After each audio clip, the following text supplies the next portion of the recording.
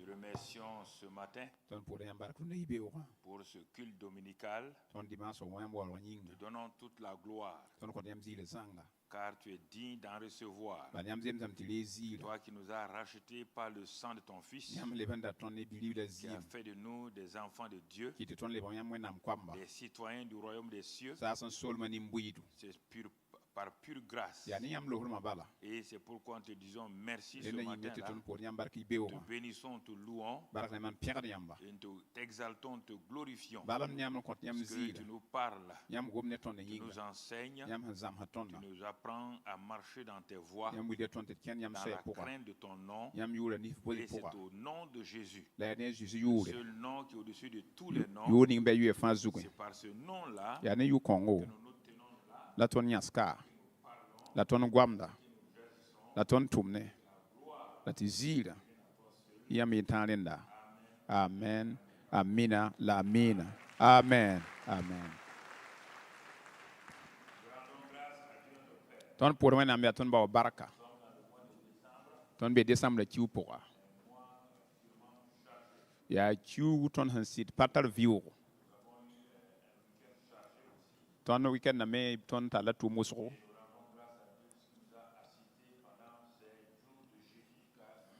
La tonne pour me n'embarque bam hanté ton temps zame. Barque de soit bam ya goma zuga yinga. La tonne be ka namban bam dat ma bala. Et bâtiment men nam dat ma. Wazingwele pour bala ti sekame. Ya tonne nan ken la tienga tawre. Qui contonne homboté non tab zamana pour kiugo.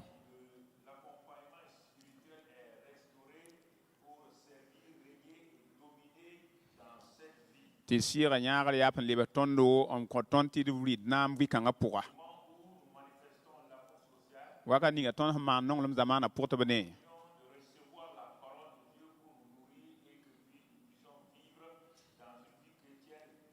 ton kele chena ton dire wen nam gom nan dire de men en train vi chrétien vi man ta ton rapport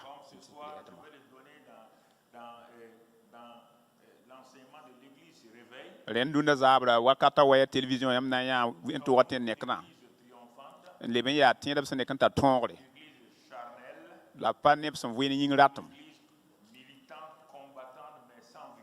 wal neb son na tab nyak yam na tab zi pata tonre atara yor kasan ton be sahani nga pourra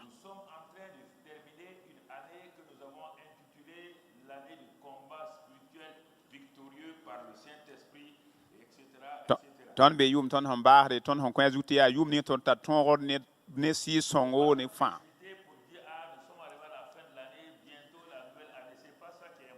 ranya ta to ton sa yum na yum pal wata pa tan yote ntar yota fo winna yum kanga wan toto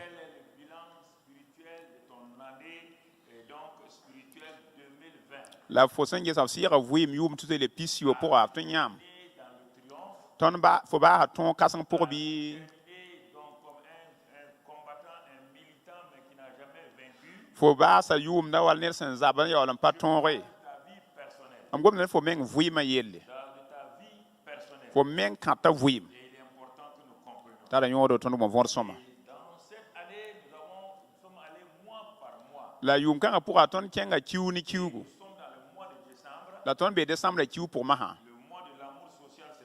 il y a non l'homme ton mané tab zamana pour sida la sire gwam hanyarda ton ya la dimanche rabe poile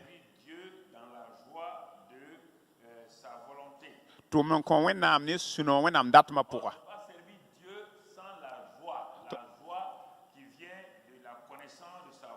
au patin tout mon wenam patar sino ni hindita fo mi wenam datma pourra tout mon kon wenam pa be wenam datma pourra watani su sang la makon kon wakat fan la ton ya arba lora ton hansian di nam vim kon pourra et nous avons dit servir ton dem tout mon kon et nous avons vu dominer dans tes circonstances et de tous tes ennemis. Nous Nous avons vu comment Jésus a entraîné ses disciples dans l'école de la domination. En les amenant d'abord de l'autre bord et ensuite en les envoyant sans lui pour voir s'ils ont assimilé la leçon. Il ne sert à rien de prêcher, de parler si ceux qui écoutent ne mettent pas en pratique. Jésus dit, vous serez heureux. Non pas parce que vous connaissez la vérité. Vous serez heureux si vous pratiquez et vous laissez la vérité vous libérer.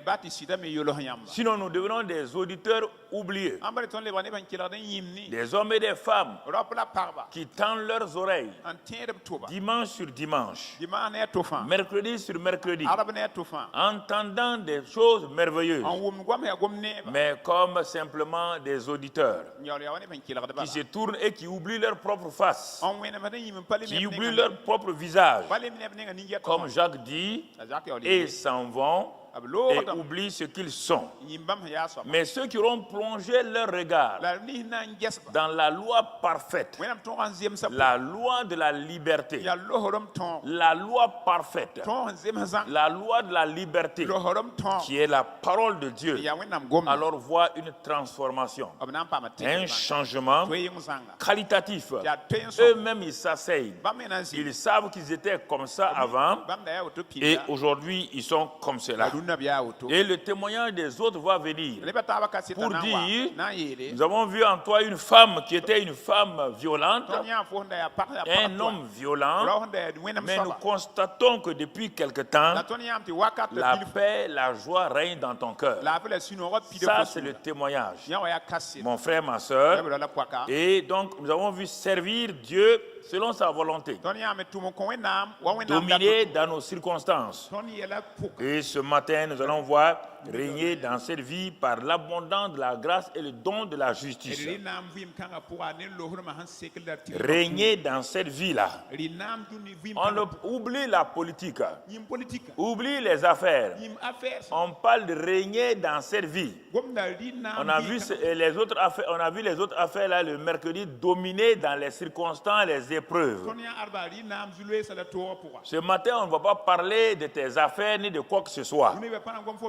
Est-ce que tu règnes dans cette vie-là? Est-ce que tu es vainqueur sur ton propre caractère? Est-ce que tu es vainqueur sur ton propre cœur tortueux? Est-ce que tu as laissé ton cœur être restauré? Si tu veux régner dans cette vie-là, tu as besoin de deux colonnes principales. Et ensuite, tu vas voir les éléments qui vont te permettre donc d'habiller ces deux colonnes principales. Il est dit ici, Dieu dit dans Romains 5, 17, il dit si par l'offense d'un seul la mort a régné par lui seul. Ça veut dire Adam. À plus forte raison ceux qui reçoivent l'abondance de la grâce et du don de la justice régneront-ils dans la vie par Jésus-Christ lui seul. On te présente deux hommes par lesquels la chute est venue et l'autre par lequel le relèvement est venu. Une seule offense d'une seule personne appelée Adam. Le péché d'un seul homme appelé Adam a entraîné le monde dans le chaos. Un autre homme est venu. Un autre homme est venu pour relever donc la race adamique par l'obéissance. Mais il dit, cette obéissance que j'ai manifestée, je l'ai manifestée dans un cadre bien donné, l'abondance de la grâce et le don de la justice. Qu'est-ce que cette grâce-là?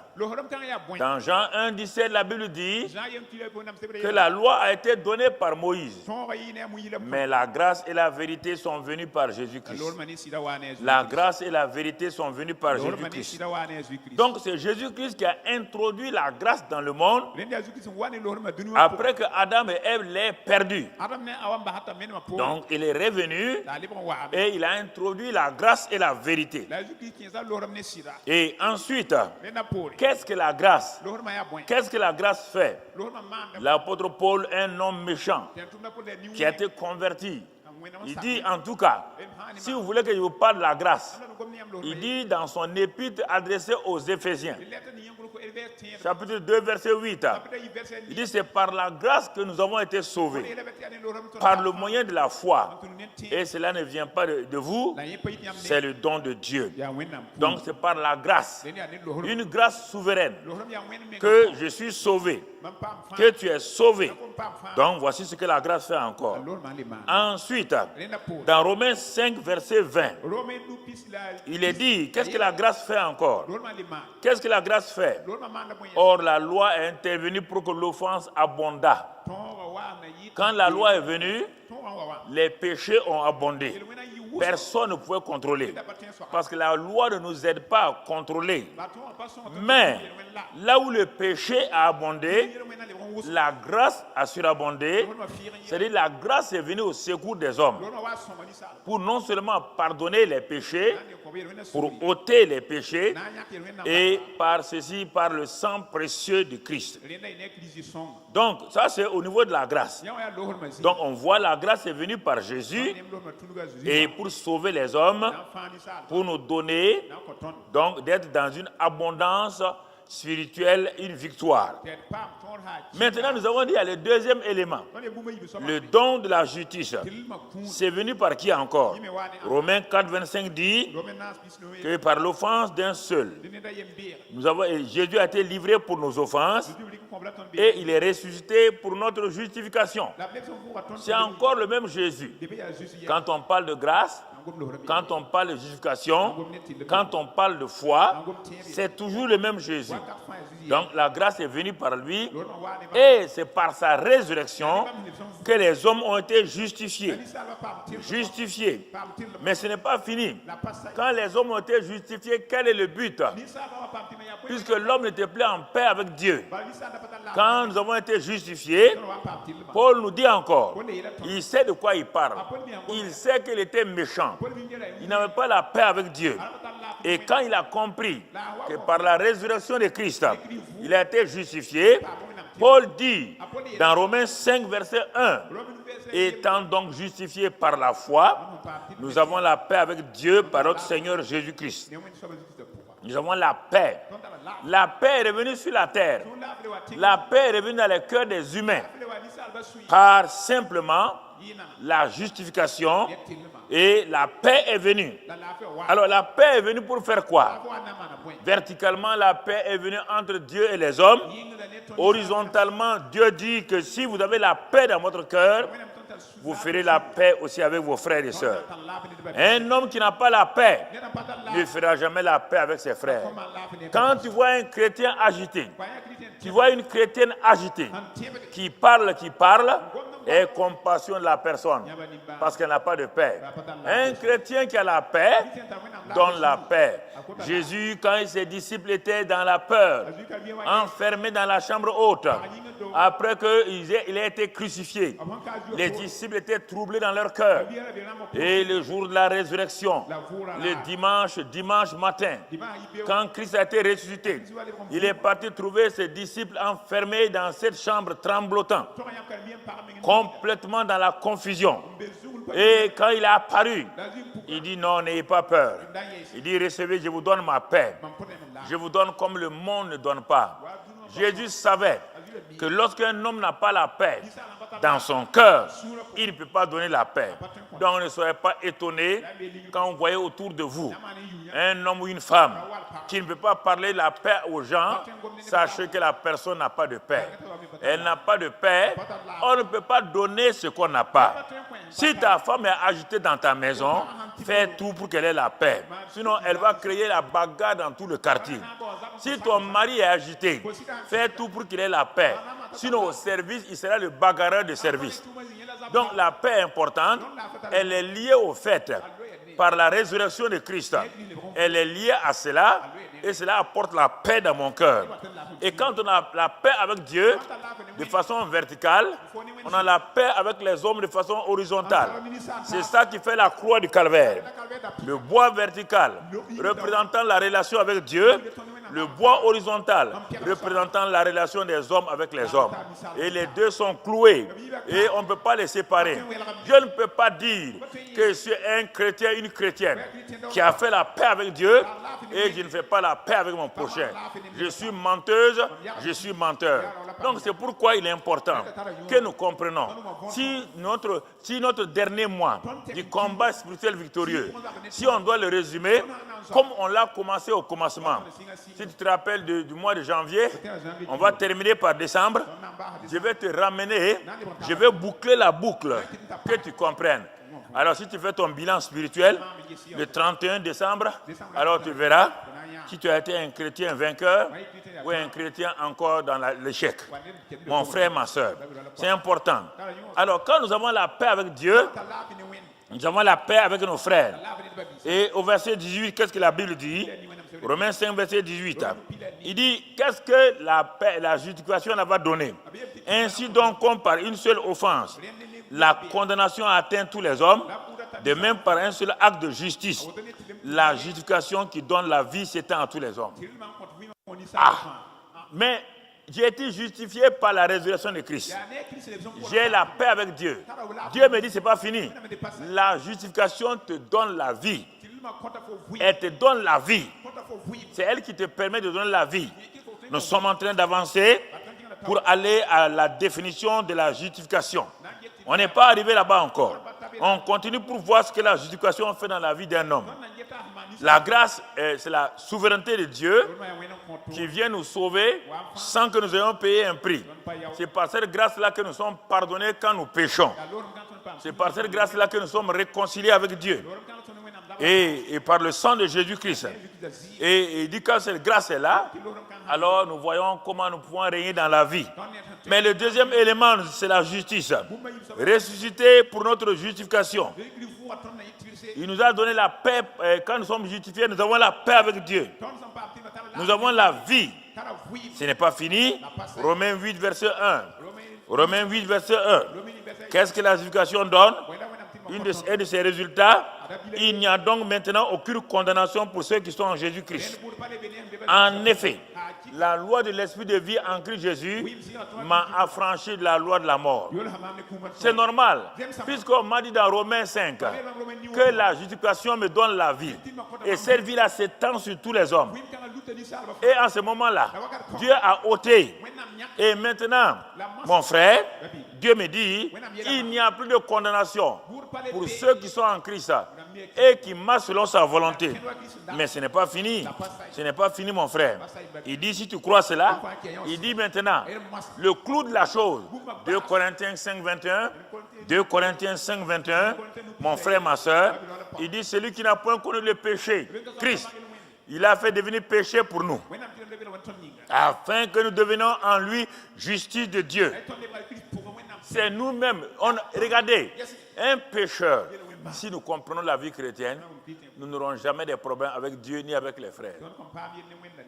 Non. Jamais.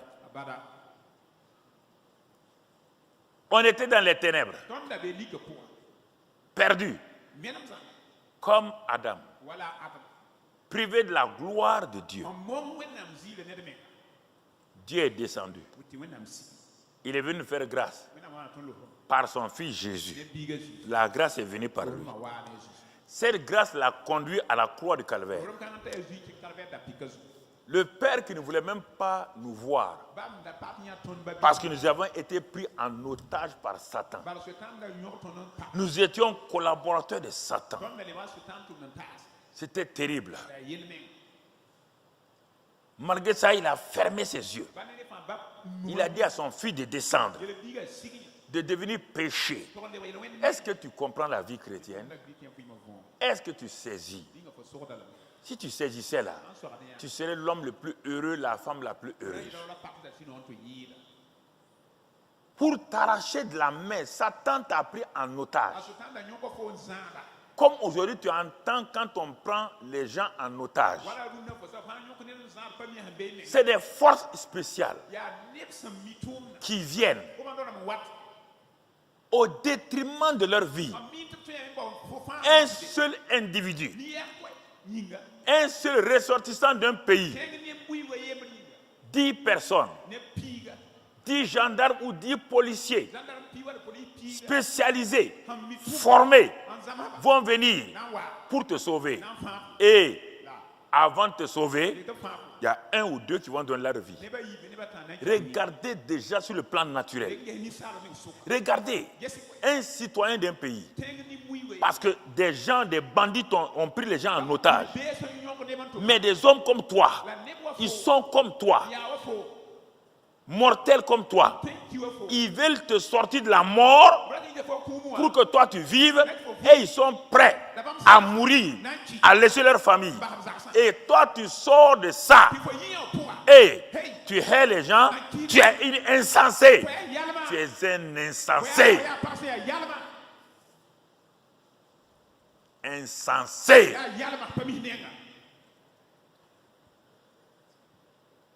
Oui ou non? Parmi les 8 membres de la force spéciale là, qui sont restés vivants, leur camarade est mort. Ils t'ont libéré. Ils te voient encore en train d'aller tourner vers les méchants là. Ils seront contents. Donc eux, ils ont donné leur vie pour rien alors.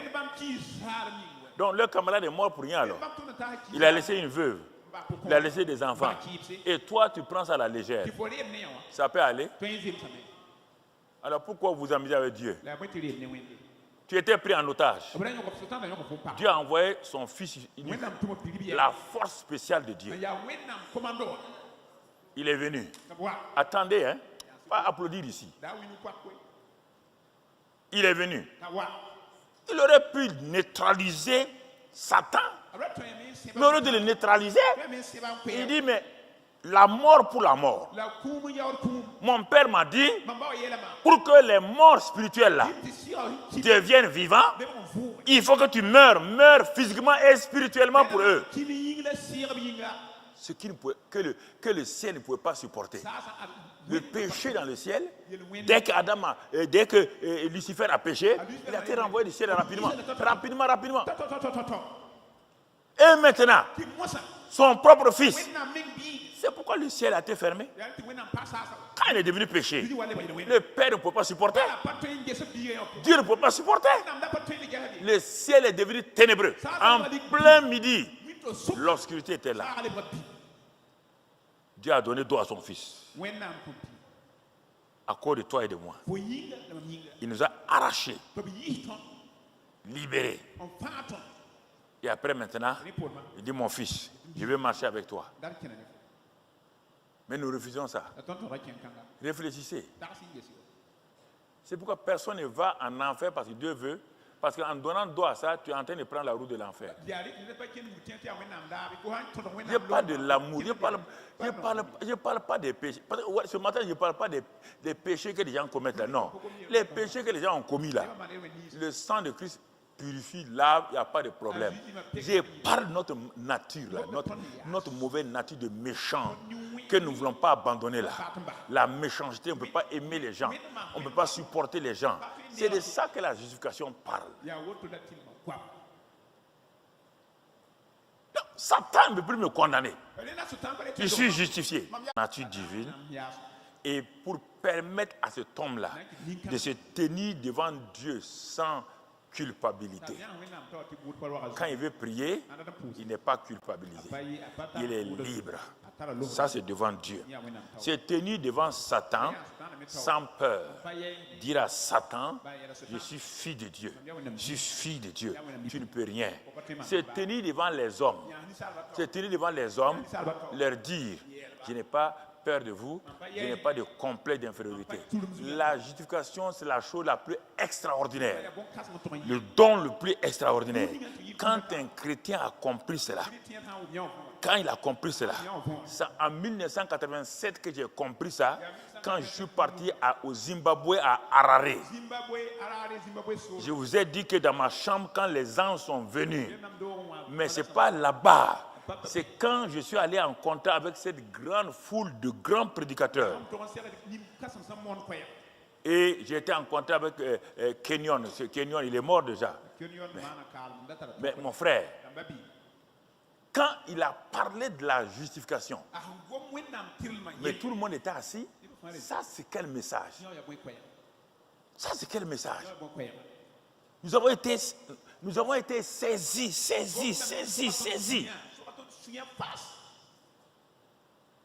Et dès que je suis revenu, la première sortie que j'ai faite, c'est à la mission apostolique de Gungé. Ils m'ont invité, j'ai prêché ça. Le même message que j'ai entendu là, je l'avais vécu. Ce n'est pas une expérience, c'est un don. Quand j'ai prêché ça à la mission apostolique, tout le monde s'est levé. Les gens étaient, il y avait des Français qui étaient là, et tout, ils se sont levés, ils savaient que quelque chose d'extraordinaire se passait dans la salle. Ils n'ont jamais entendu ça. Depuis ce temps-là, j'ai été libéré. Libéré de tout complexe, de culpabilité, de peur devant les autres. Les quand dira-t-on, ça ne me dit plus rien, mon frère. Et quand je vais devant Dieu, je n'ai pas peur pour dire Seigneur, comment je veux faire? Non, je suis un fils libre.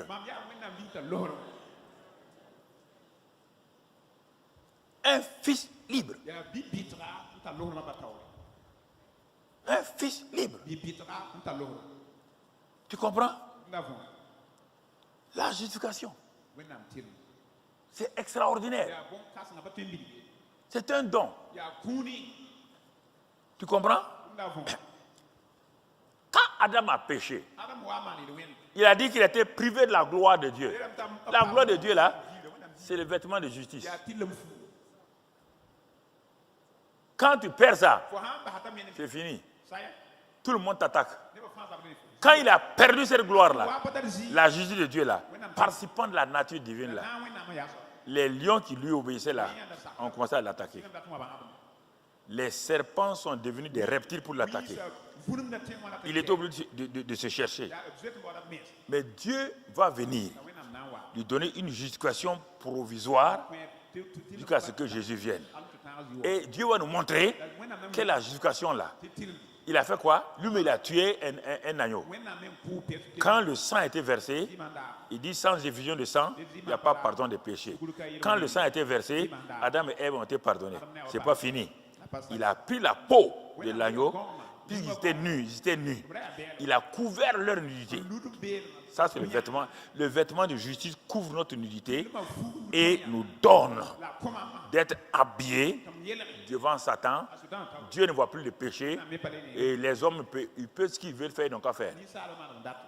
Alors, frère, Adam a été restauré provisoirement en attendant que le vrai sang arrive. C'est là-bas que le sang des animaux a commencé dans le jardin lui-même, par Dieu lui-même. C'est ça qui a permis encore à Adam de reprendre le règne et de commencer à régner encore. Mais pas avec toute la force qu'il devait faire. Tu comprends? Et regardons dans Zacharie 3. Encore, je vais te montrer un aspect de la justification. Là-bas, on parle d'un certain Josué. Ce n'est pas le Josué de Moïse, c'est le Josué souverain sacrificateur. Brusquement, Zacharie le prophète voit une scène. Il voit Josué le sacrificateur qui a dû faire des fautes et il a été amené devant le tribunal. Et le tribunal, l'ange d'Éternel siégeait. Quand on dit l'ange d'Éternel, on parle de Dieu lui-même.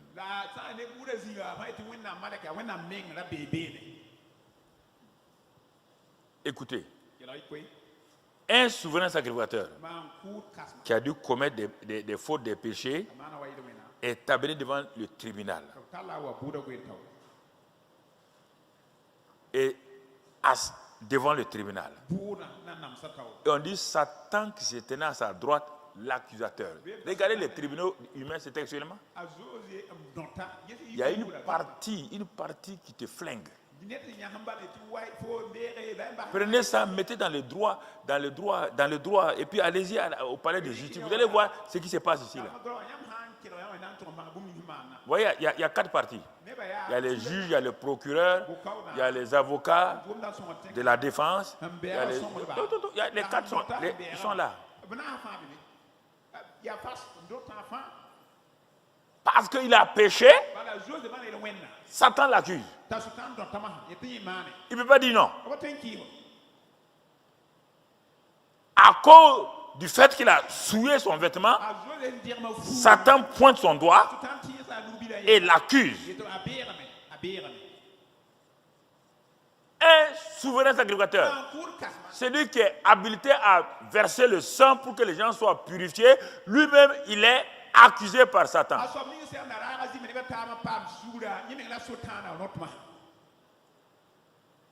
Regarde-toi aujourd'hui. Tu peux être pasteur. Tu peux être un ancien. Tu peux être diacre. Tu peux être diaconesse. Et tu peux être un responsable de département. Qui t'accuse? Regarde comment. Il est là. L'ange de l'Éternel est là.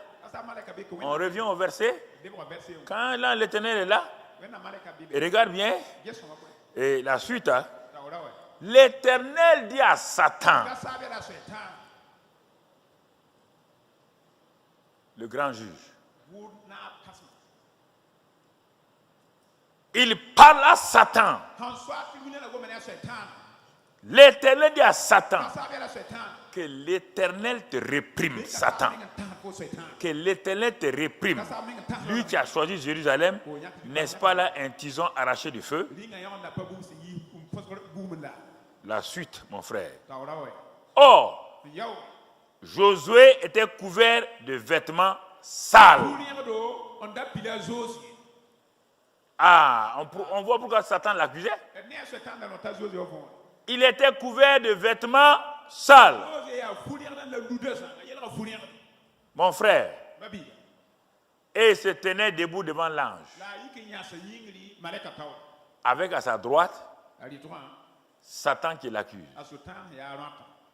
Avec sa droite, Satan qui l'accuse. Mon frère. Mais regardez maintenant. L'ange là est son avocat. Il prend la parole et dit à ceux qui étaient là au tribunal, ôtez-lui les vêtements sales. Puis il dit à Josué, vois, je t'enlève ton iniquité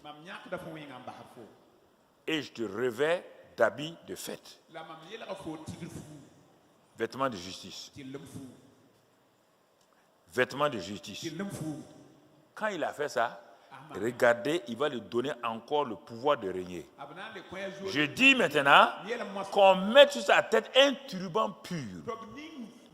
Et il mit un turban pur sur sa tête et lui mit des vêtements. L'ange de l'Éternel était là. Regarde, est-ce que tu vois Satan encore? Satan était là. Il a fait quoi? Il est?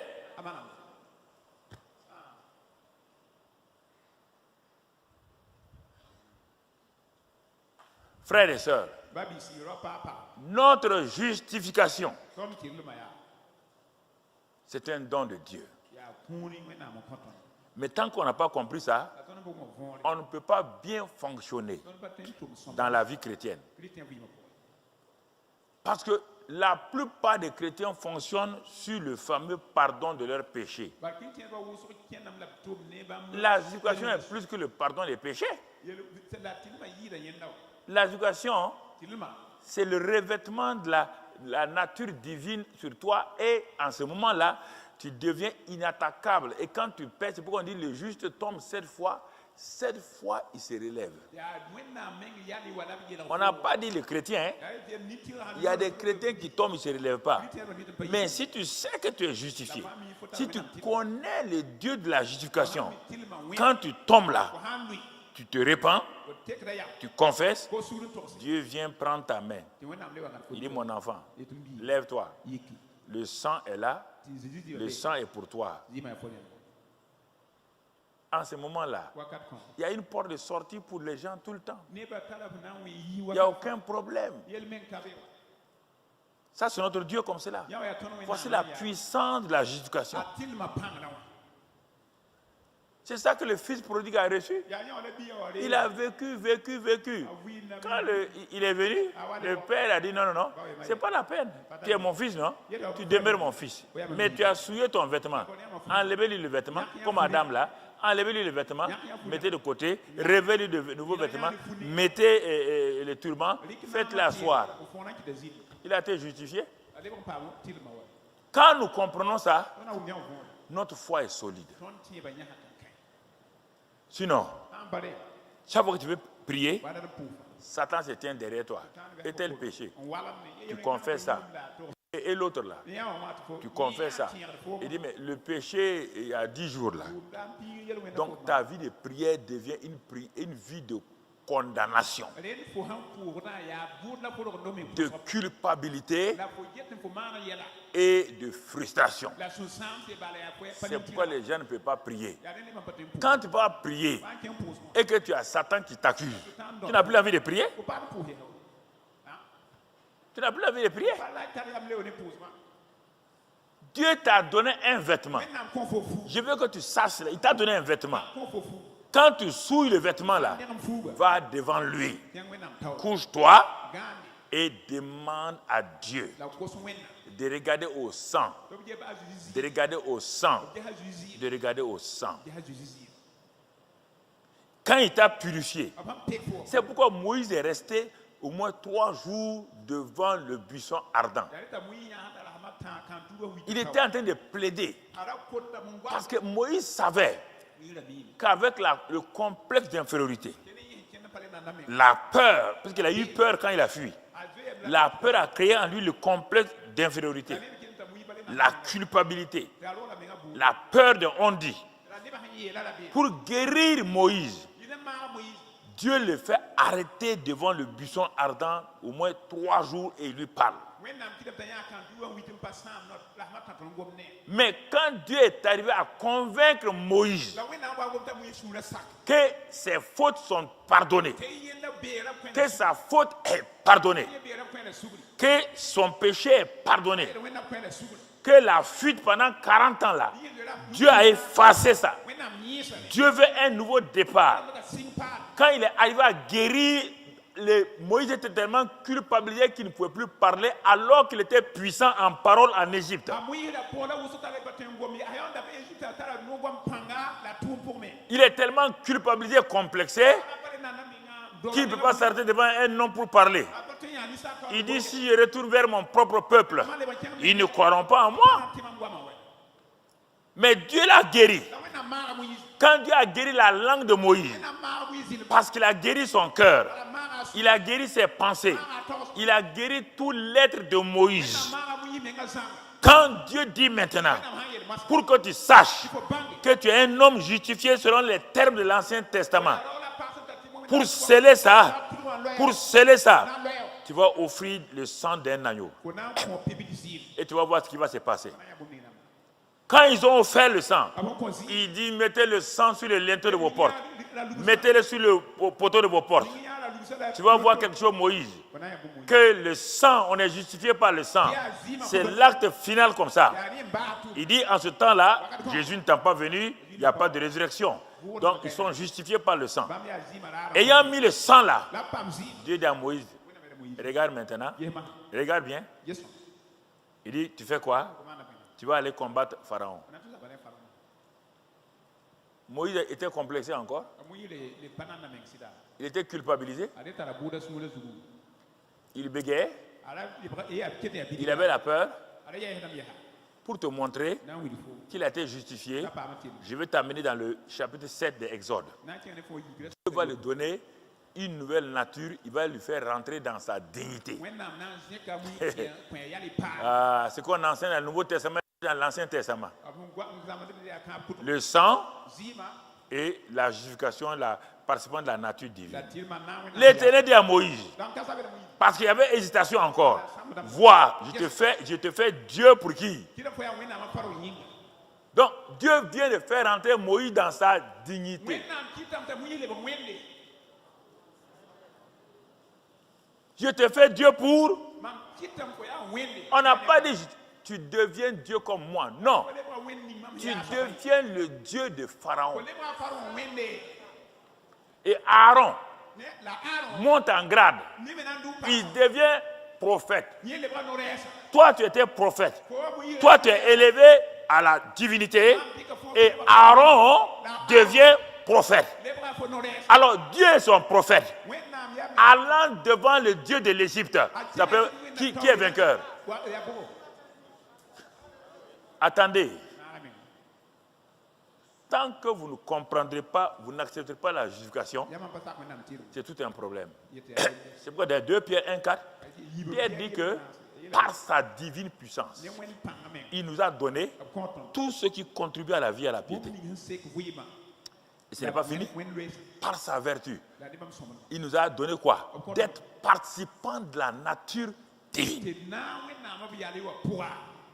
Il nous a habillés de sa justice. Et il a fait de nous la justice de Dieu en Christ. Nous sommes habillés de Christ, remplis de Christ. Maintenant sur la terre, c'est nous qui marchons comme Christ était là. Quand Moïse rentrait chez Pharaon, Dieu rentrait chez Pharaon. Dieu parlait à Pharaon. Quand toi maintenant, tu as été revêtu de ce vêtement de justice là, en Christ là, quand tu vas devant Satan, c'est Christ qui va devant lui.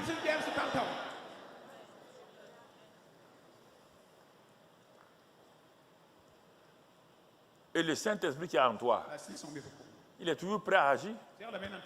Et si vous ne voulez pas ça, si vous voulez vous débrouiller, Dieu dit, les justes là, il n'a qu'à tomber autant de fois.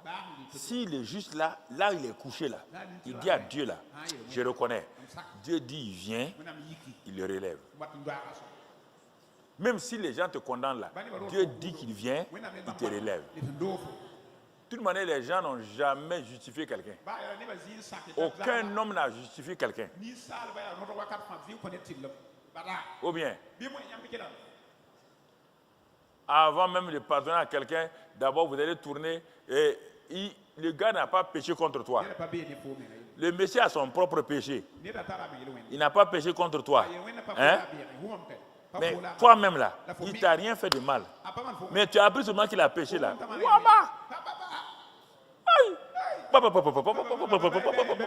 Il t'a fait quoi? Il t'a fait quoi? L'homme, c'est pourquoi David était intelligent. Hein? Quand David a péché, Dieu est venu dire que je ne suis pas content. Je suis en colère contre toi. Il dit, ah bon? Prophète, tu dis que Dieu est en colère. Oui, Dieu l'a exprimé à David. Mais Dieu a dit de choisir. Il y a 3 fléaux qu'il va donner à David. 3 fléaux. Ses adversaires qui vont rentrer dans le pays. La peste, la maladie va envoyer. David dit quoi? David dit, maladie là-haut, je ne contrôle pas. Mes ennemis là, si ils me gagnent, ils vont me couper en petits morceaux et ils vont me manger à la vinaigrette. Il dit à Dieu, bon, moi là, toi-même frappe-moi. Frappe-moi. Je suis dans tes mains. Il sait quoi? Quand le malheureux crie, Dieu fait quoi? Est-ce qu'il est bête? Il a dit, il me met en tes mains. Fais ce que tu veux. Il sait bien, quand il va lever Quand il va dire, regarde le sang de l'agneau, Dieu va faire quoi?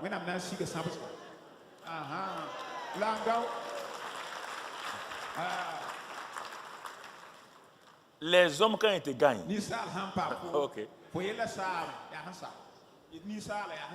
Fais attention à ça, mon frère. Très important. La justification nous restaure totalement. Regardez, Josué a été restauré, le sacrificateur. C'est pourquoi Dieu dit maintenant, bon, il dit aux autres là, ne faut pas travailler avec vos fortes forces. Hein. Ce n'est pas par la puissance, la force, ça c'est au verset 6, mais par mon esprit. Il dit cette montagne là, Josué, arrête-toi maintenant. La montagne est un problème. Cette montagne là, elle est un problème maintenant? Non. Cette montagne là, dès le moment que tu es un homme justifié, elle va s'aplatir devant toi. La montagne ne s'aplatit pas devant quelqu'un qui est accusé, quelqu'un qui a le complexe, quelqu'un qui a la culpabilité. Donc, tu vois mon frère, tu vois ma soeur, il est important que nous comprenions. Donc, chaque jour chaque jour que tu dois vivre maintenant, nous sommes dans le dernier mois, je vais te dire, pour t'aider à aller de l'avant, tu dois régner chaque jour sur les circonstances, sur tout. Là, c'est pas dominer, là, c'est ponctuel. Il y a un problème, tu domines. Mais régner, c'est une domination continue. Dans quoi? D'abord sur ta vie. C'est ta vie là, ton cœur là, qui va te permettre de régner tous les jours. Sinon, tu vas dominer de temps en temps. Quand il y a des problèmes, tu vas aller jeûner, crier devant Dieu, tu vas dominer. Est-ce que tu vas choisir entre dominer et régner? Si tu dis, moi j'aime la domination, c'est vrai, on l'a dit, c'était bien, ça fait du bien. La domination est quelque chose, un pas dans régner. Et régner, c'est tous les jours là-dedans. Domination, je m'arrête, j'ai un problème, j'exerce mon autorité, je reçois la victoire. Mais demain encore, le problème revient. Mais régner, c'est une domination permanente, régulière. Régulière. Chaque matin, chaque jour, Dieu a dit à chaque jour suffit sa peine. Chaque jour, je règne parce que je comprends l'abondance de la grâce et le don de la justice. Comme les deux m'ont été donnés pour toujours, tant que je suis sur la terre, l'abondance de la grâce, le don de la justice. Dieu dit maintenant, si tu veux vivre dans ce règne permanent-là, il y a trois choses que je vais te donner ce matin et sur lesquelles tu dois rester ferme. Toujours, l'abondance de la grâce et le don de la justice ne peuvent se manifester que si tu es sous le sang de façon permanente. Sous le sang de l'agneau. C'est le premier élément. Romains 5, verset 8. Romains 5, verset 8. Dieu prouve son amour envers nous. En ce que Christ, lorsque nous étions encore des pécheurs, Christ est mort pour nous. Verset 9. À plus forte raison maintenant que nous sommes justifiés par son sang, serons-nous sauvés par lui de la colère. Donc, nous sommes justifiés par le sang. Chaque jour, chaque instant, je dois savoir. Je dois proclamer. Je dois dire, je sais que c'est le sang. Je sais que c'est le sang pour moi. Et je dois dire, sous le sang, le glorieux sang. Je me lève avec le sang. Je me couche avec le sang. Car c'est le sang. Le sang de Christ. Ce n'est pas fini. Je suis justifié par le sang. Mais maintenant, par ce même sang-là, Hébreux 10, verset 19 me dit quoi? Par ce sang-là, puisque frère, nous avons au moyen du sang de Jésus une libre entrée dans le sanctuaire, la présence même de Dieu. Je suis justifié par le sang et je peux me tenir dans la présence de Dieu. Chaque jour, on dit le sanctuaire de Dieu. Dans la suite du verset, dans le sanctuaire, par la route nouvelle et vivante qu'il a inaugurée pour nous à travers du voile, c'est-à-dire de sa chair à la croix. Donc, je suis un homme sous le sang, une femme sous le sang.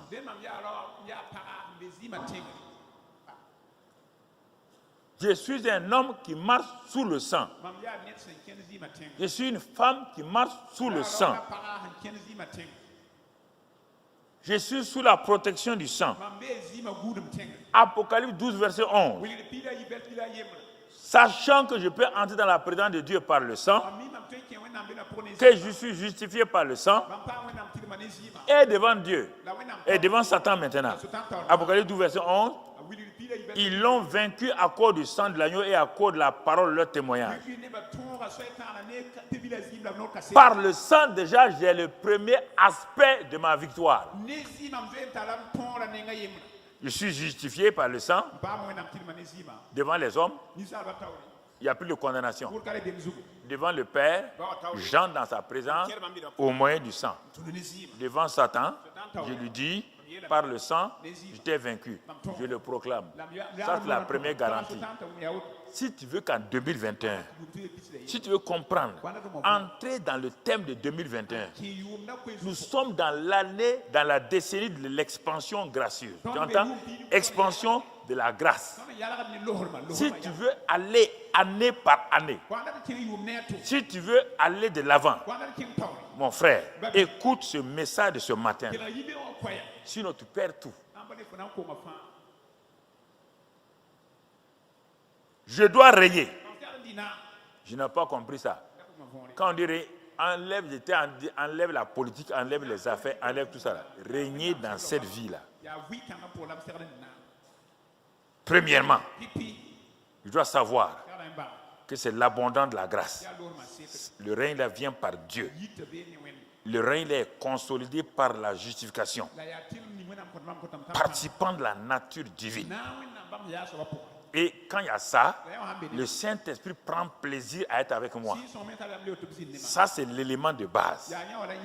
Maintenant, pour mettre la dynamique dans la chose, il y a trois choses qui me seront nécessaires, indispensables toute ma vie. Je suis un homme, une femme qui vit sous le sang. Sous le sang. Je ne vis pas en dehors du sang. Dans l'Ancien Testament, ils ont dit dans le psaume 91 ici, celui qui demeure sous l'abri du Très-Haut repose à l'ombre du Tout-Puissant. L'abri du Très-Haut, c'est le sang de Jésus. Mais on ne peut pas le dire là-bas, Jésus n'était pas venu. C'est le sang. C'est le seul abri sûr. Quand tu reposes là-bas, tu reposes à l'homme du Tout-Puissant. L'homme du Tout-Puissant, c'est le Saint-Esprit. L'ange Gabriel a dit à Marie, et il dit, comment puis-je être enceinte et une femme qui ne connaît pas d'homme? Il dit, écoute-moi Marie. Il dit, écoute-moi, le Saint-Esprit viendra. Quand il viendra, il va te couvrir de l'homme de Tout-Puissant. Donc, le sang de Jésus est ma garantie. C'est mon abri sûr. C'est là où je demeure. C'est là où je vis. C'est là où je suis sécurisé. Pourquoi? Ma mentalité, c'est la mentalité de vivre sous le sang. Ma mentalité. Et quand je tombe, c'est le sang que je confesse. Il dit, il me purifie par le sang. Mais si je suis un homme, une femme qui ne connaît pas le sang, je vis en dehors du sang. Il n'y a pas de pardon, il n'y a pas de renouvellement. C'est tout le temps des pleurs, c'est tout le temps des jeûnes, des prières inachevées, et ça ne va pas. Frères et sœurs, sous le sang, le précieux sang, sous le sang, c'est sous le sang que je demeure.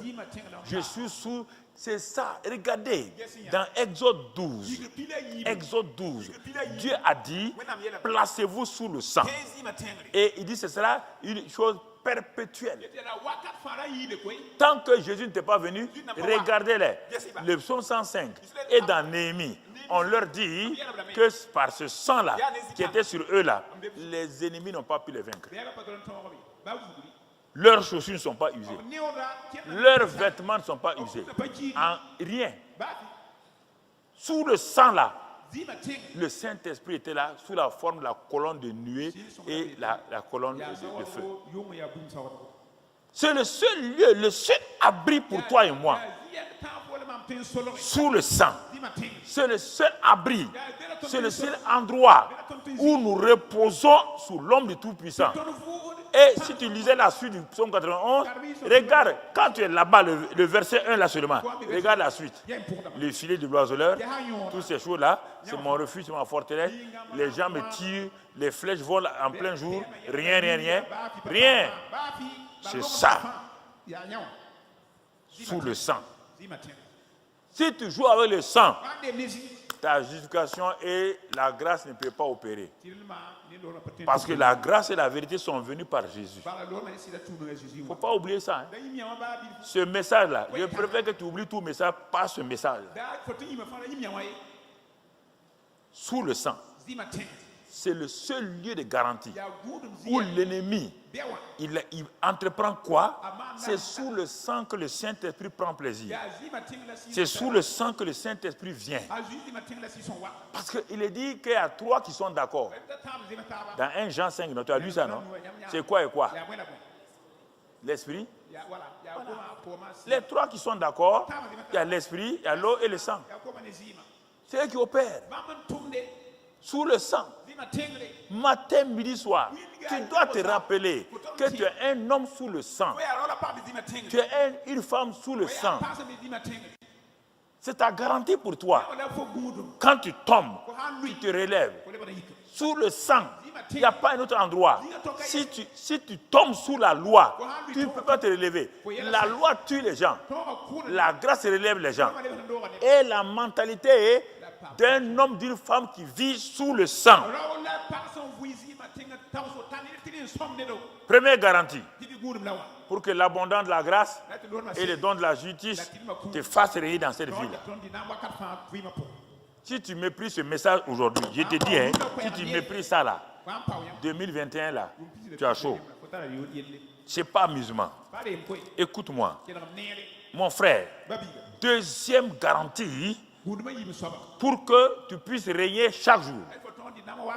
Toute ta vie maintenant, hein, régner chaque jour. Chaque jour.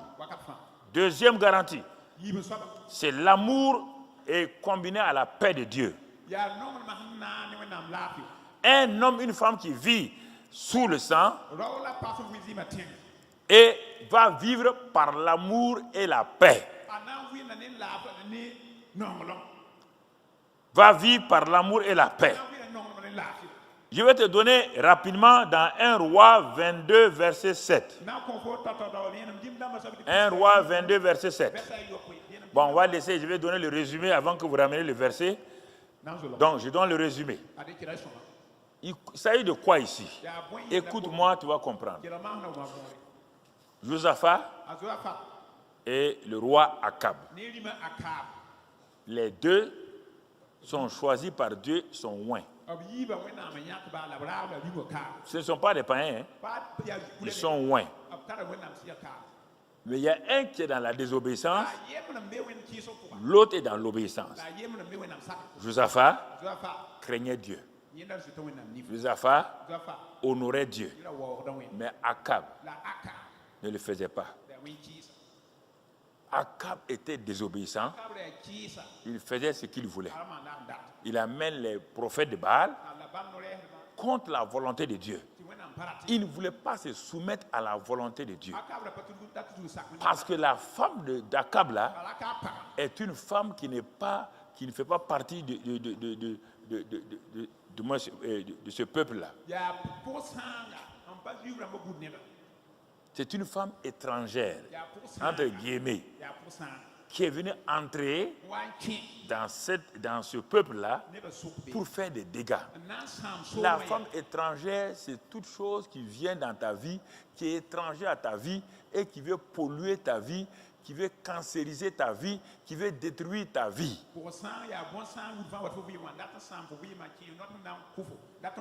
Je ne parle pas ici d'adultère ou non, je ne parle pas de ça, c'est plus que ça. Il faut comprendre mon message ce matin. Il y a des gens qui sont ici, ils pensent qu'ils sont durs, mais c'est de toi que je parle. Écoute, l'amour et la paix.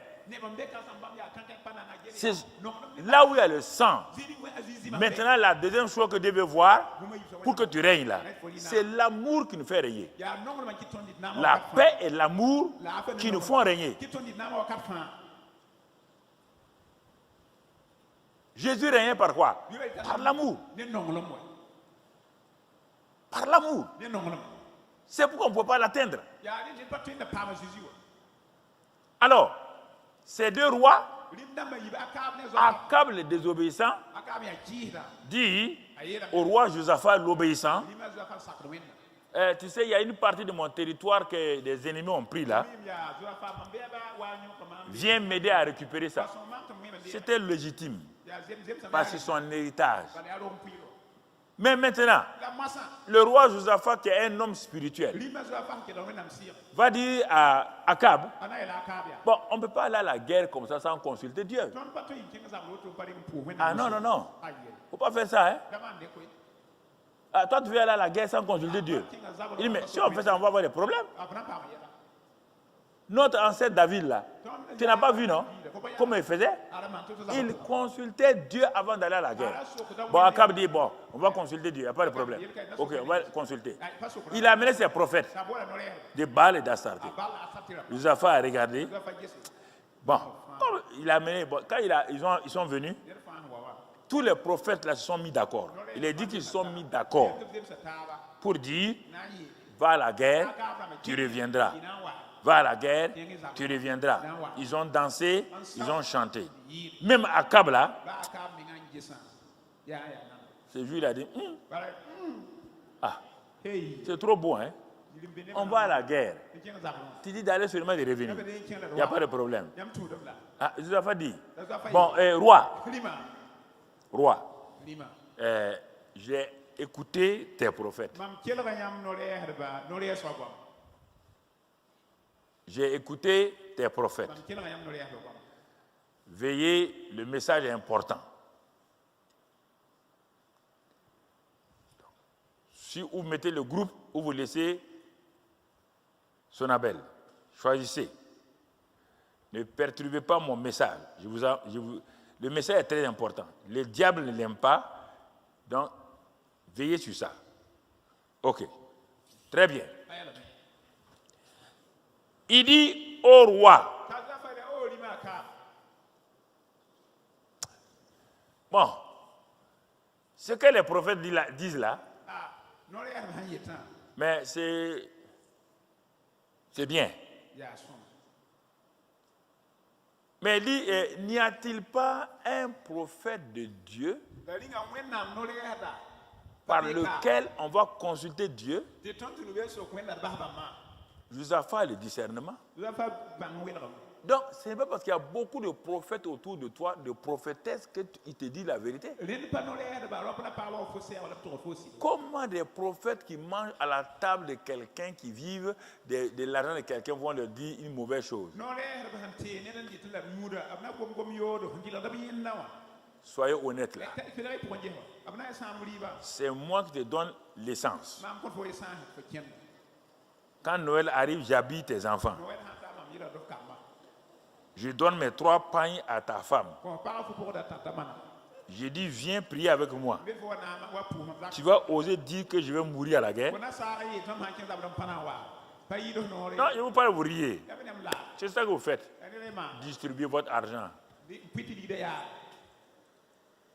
Yayaraka war fili à gauche à droite.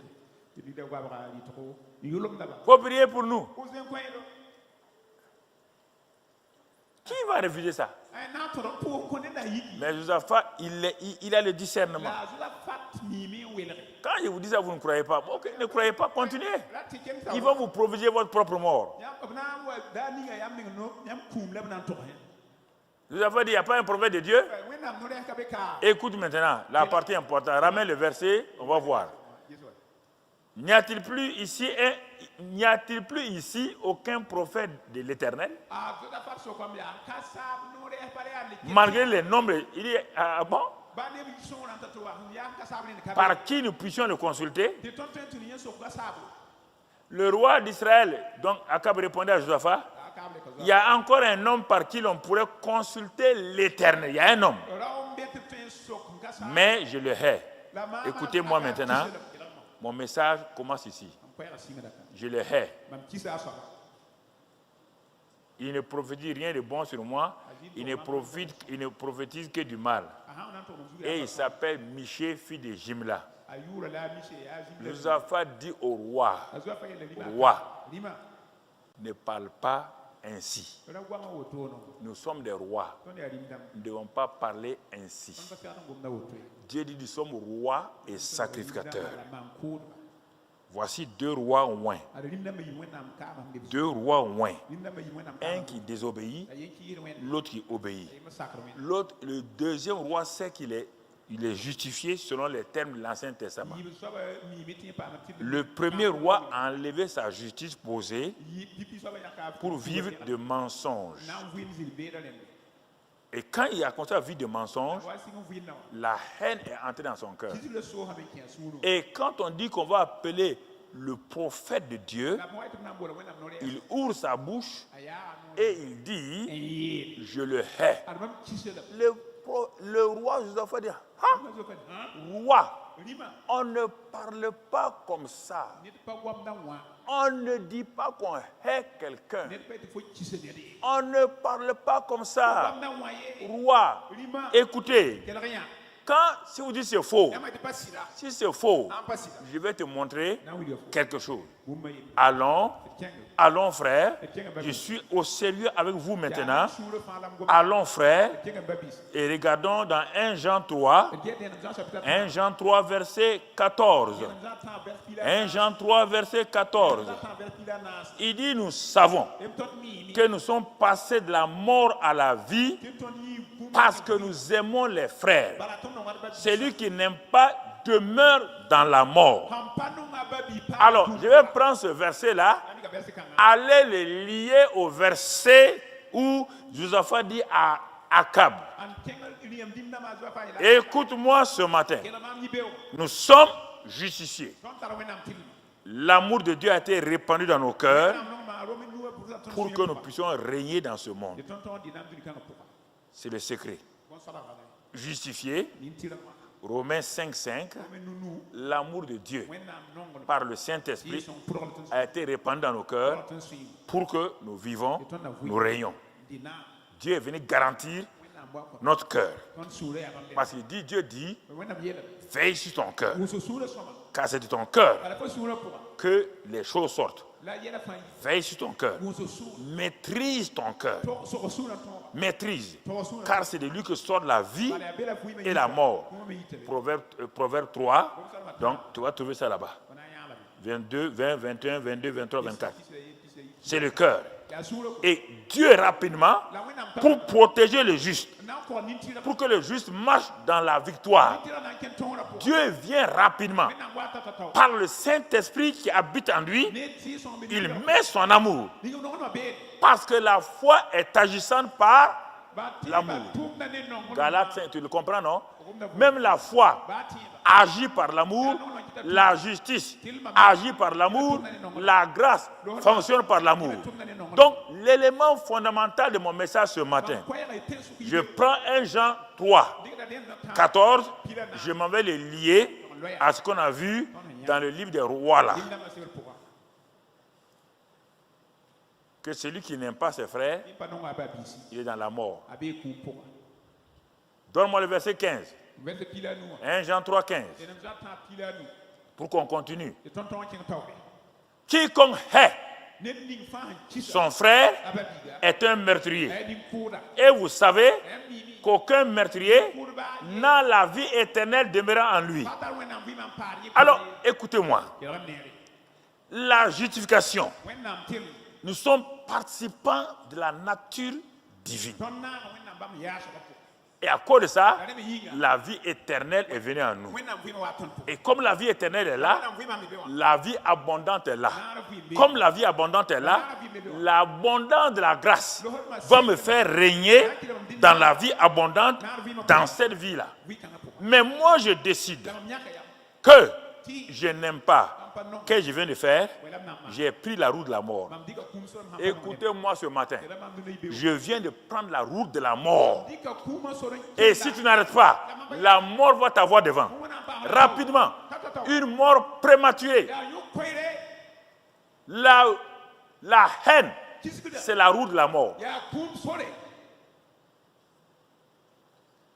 Écoutez, l'affaire d'Akab est ici. Celui qui n'aime pas est un meurtrier. Celui qui hait est un meurtrier. Il n'a pas la vie éternelle. Retournons. Voyons. Josaphat dit, on ne parle pas comme ça. Michée fait partie du peuple. Ce n'est pas un païen. Michée est un enfant de l'Éternel. Ce n'est pas un païen. Michée est un serviteur de l'Éternel. Ce n'est pas n'importe qui. Toi, tu hais le prophète de Dieu et tu aimes les prophètes de Baal. Akab, ne fais pas ça. Un roi ne parle pas comme ça.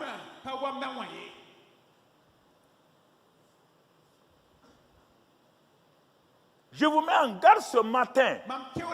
Un enfant de Dieu ne parle pas comme ça. Si tu parles comme ça, si tu n'arrêtes pas, tu es en train d'aller vers la mort.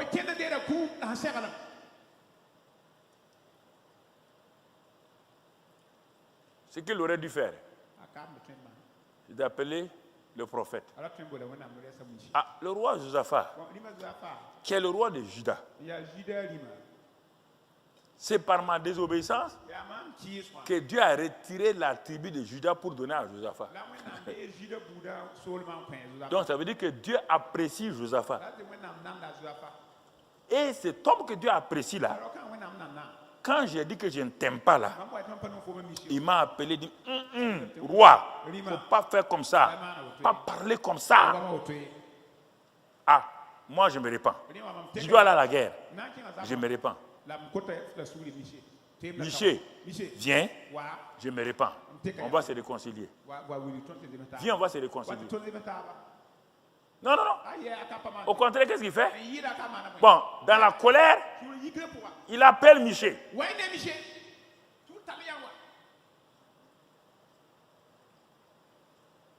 Ce qui me choque dans cette histoire-là, quand tu lis là-dedans, on dit que Dieu a été tellement patient avec Akab que Dieu a décidé qu'Akab va mourir comme ça.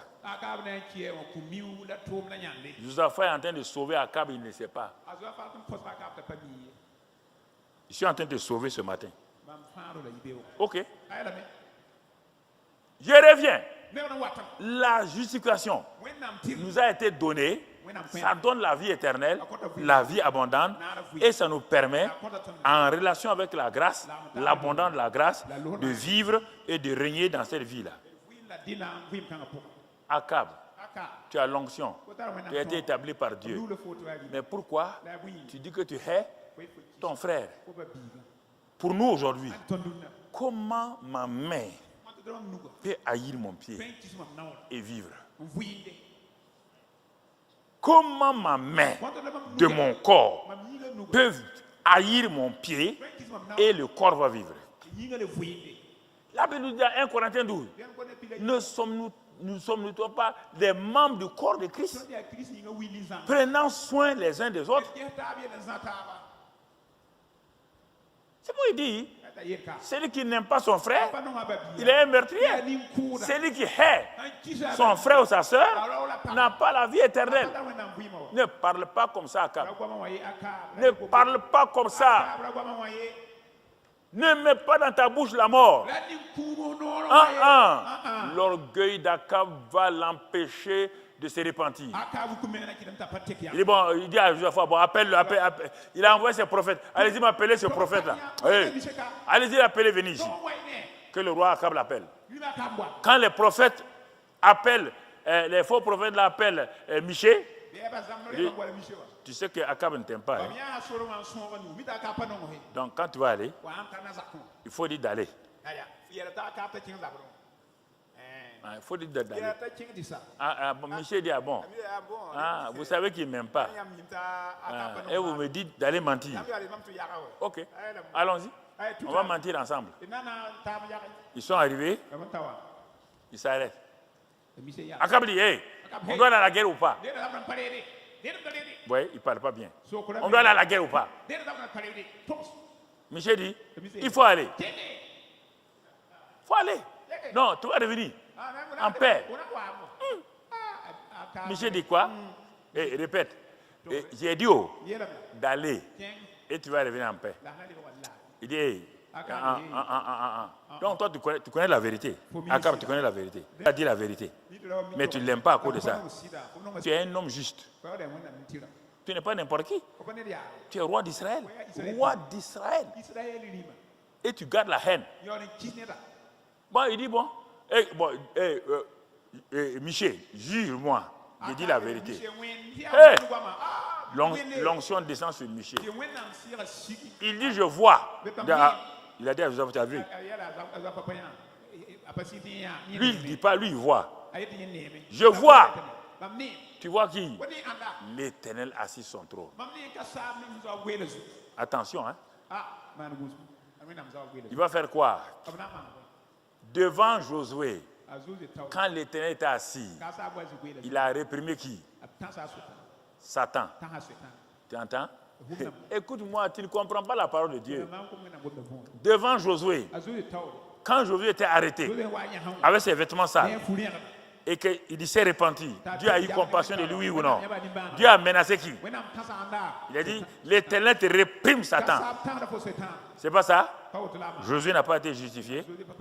Mais quand Michel dit, je vois l'Éternel assis, Dieu n'a pas justifié Akab.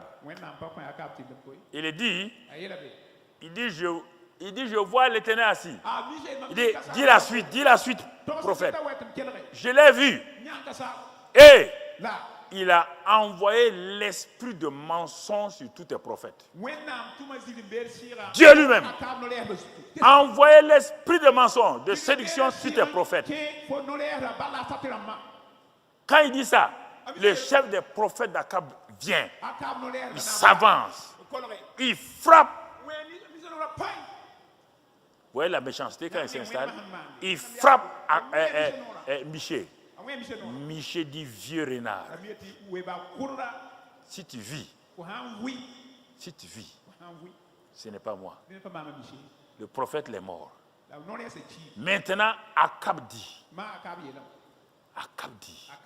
qu'est-ce que tu penses de moi? Il donne la prophétie. Akab dit, attrapez-le, jetez-le en prison. La haine n'est pas partie. La haine amène les gens en prison. Va lire dans Matthieu 18. L'homme qui ne voulait pas pardonner, il a pris son débiteur, la mettre où? Dans une prison. Mais quand Dieu s'est assis sur le trône, Dieu va juger. Il a dit, je juge. Toi-même qui as gardé ton frère dans ton cœur là, tu hais là, mettez-le en prison.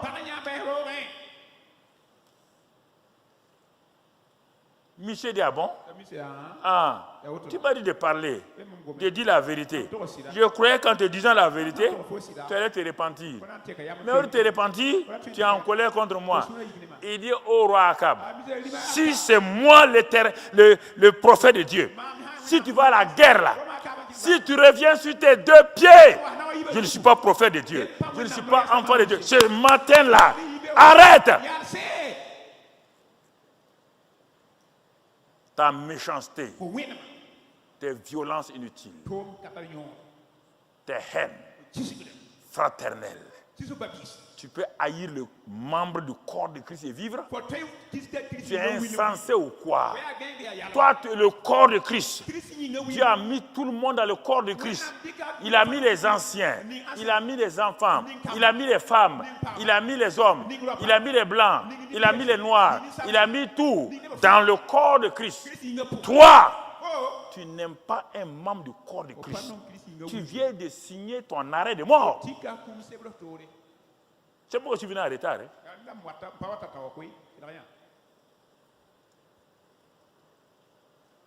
Faut arrêter. Toi, tu hais un membre du corps de Christ. Tu hais et tu l'exprimes. Je hais Michel. Je hais. Je n'aime pas. Tu le dis. Et tu vas vivre. Toi, tu vas dire à un membre du corps de Christ, quelqu'un qui est dans le corps de Christ, tu dis que tu le hais, et toi, tu vas vivre. On dit que c'est un meurtrier. Meurtrier.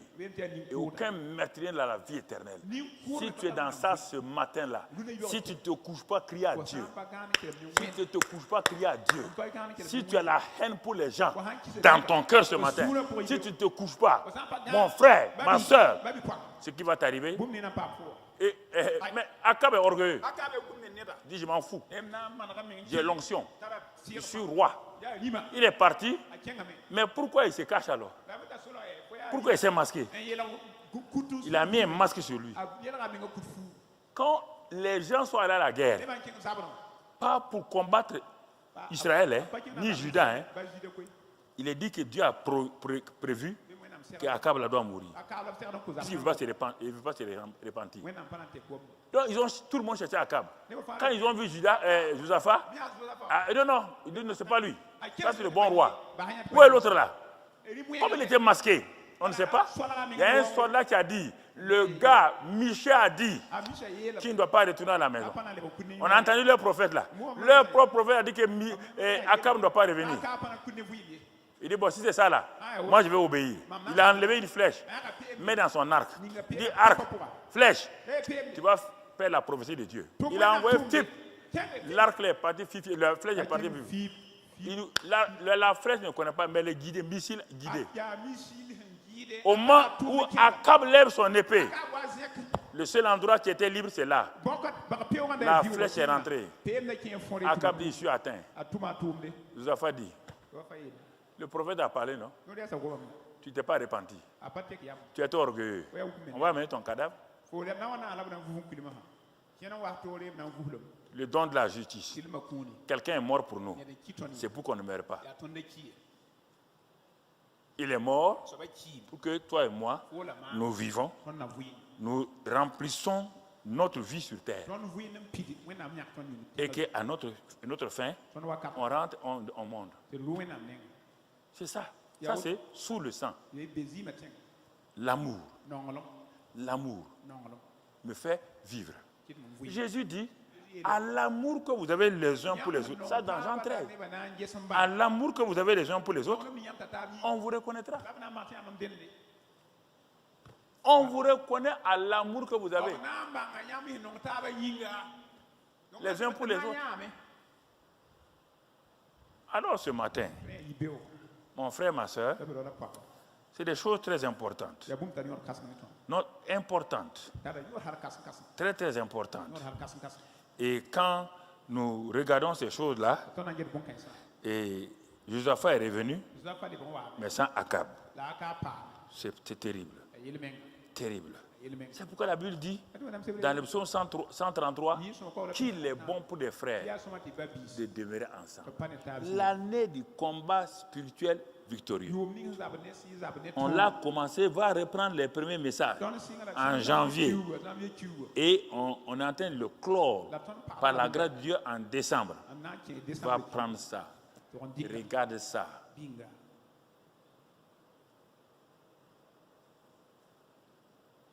Le sang de Jésus. Il ne l'a pas donné en vain. Il n'a pas donné pour te faire plaisir. C'est sa vie. La vie est dans le sang. En donnant son sang, il t'a donné sa vie. Il t'a donné sa vie pour que tu saches l'amour que le Père a pour toi. Et par sa résurrection, il a justifié. Et par sa glorification, il a donné un corps dans la chambre haute. Regarde le corps là fonctionner dans Acte 2 déjà. Les 3120, on ne va pas les lire. Regarde les 3120. Et la foule de Jérusalem était étonnée quand ils voyaient ces 3120. Ils disent, mais regardez l'amour qu'ils ont les uns pour les autres. Les gens n'ont vu que l'amour. L'amour entre frères, l'amour social. Il y avait l'amour entre les frères, il y avait aussi l'amour social. Nous sommes dans le mois de l'amour social. Le mois de l'amour social ne peut être un mois accompli si nous refusons de marcher par la foi. Et quiconque est né de Dieu, c'est lui qui a la victoire. Ce matin-là, tu as cette grâce avec toi. Quiconque est né de Dieu, donc, et il est né pour vaincre. Il vient par quoi? Par la foi. C'est le troisième élément. Le sang, l'amour, la paix par le Saint-Esprit et par la foi. C'est par la foi que nous avons la victoire. C'est par la foi que nous progressons. C'est pourquoi, mon frère, dans Jean 1, 3, versets 18 à 21, regardons ce qui est dit là-bas. 1 Jean 3, versets 18 à 21. Nous allons vers la fin. Il dit, petits enfants. Ça, c'est l'amour social. Avant l'amour social, retournons au verset 14. On voit les deux amours ici. L'amour social est dévancé par l'amour fraternel. Regardez d'abord. Donc, si tu veux pratiquer l'amour social avec un cœur qui est déjà meurtrier, tu n'as qu'à donner 10 millions à quelqu'un. Dieu dit, tu es un mort. Tu es un mort. Regarde. Nous savons que nous sommes passés de la mort à la vie parce que nous aimons les frères. Celui qui n'aime pas demeure dans la mort. Alors, s'il demeure dans la mort, et dans ce mois de l'amour social, là, tu donnes quelque chose là, c'est un mort qui donne. Tu es un mort qui est en train de donner. Dieu n'en tient pas compte. Il n'y a pas de vie. Ok. Bon. Tu es libre. Hein? Akab était libre. Josaphat a parlé. Akab était libre. Mais sa liberté lui a coûté la vie. C'est fini. Sa liberté lui a coûté la vie. Tu ne veux pas pardonner? Tu n'aimes pas? Tu hais? Et tu vas vivre.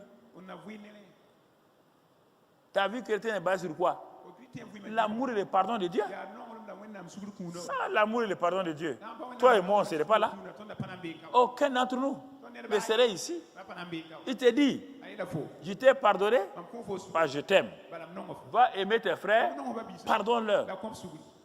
Il dit, tu vois ici, nous aimons les frères. Celui qui n'aime pas demeure dans la mort. Et la suite, quiconque hait son frère est un meurtrier. Moi, Mamadou Karambiri, si je hais quelqu'un, je suis un meurtrier. Et je suis un hypocrite meurtrier. Et je n'ai pas la vie éternelle. Je ne suis pas idiot. Moi-même, je m'assois, je me regarde. Tu as la haine pour tel frère, là, telle soeur. Là. Je n'aime pas tel frère, telle soeur. Là. Il n'y a pas moyen. Je me lève, je l'appelle. Viens. Viens t'asseoir. Moi-même, pasteur, là, il n'y a pas de garantie. À plus forte raison pour toi. Pas être insensé, hein? Les pasteurs n'osent pas parler comme ça. Mais moi, je te parle comme ça. Je ne vais pas perdre mon temps. Et puis, ne pas voir Dieu. Donc, tu vois, tu vois bien, le verset 15. Alors, quand je règle ce problème-là, maintenant, le verset 16 va se présenter. Le verset 16, quoi? Nous avons connu l'amour en ce qu'il a donné sa vie pour nous. Nous aussi, nous devons donner notre vie pour les frères. Donner sa vie, on n'a pas de mourir pour eux. Non. Donner notre vie pour eux, c'est-à-dire que ce qui est précieux en nous, notre cœur. Mon cœur est avec mon frère. Je refuse de le jalouser. Parce qu'il n'y a rien de plus terrible. Et regardez, vraiment, les gens, vous ne comprenez pas le corps de Christ. Et la bouche là est jalouse de l'anus là. Ça lui donne quoi? Parfois je parle que vous comprenez. La jalousie de la bouche vis-à-vis de l'anus. Au moment où tu es dans le WC, c'est l'anus qui est en train de travailler. Je te parle comme ça, vous comprenez. C'est l'anus qui travaille. Si au moment où l'anus travaille, la bouche dit, c'est pas moi qui travaille. Maintenant, c'est l'anus qui est honoré. Ça peut aller. Ça peut aller. Dans ton propre corps. Et la bouche décide de ne plus parler. Parce que l'anus a été honoré. C'est possible.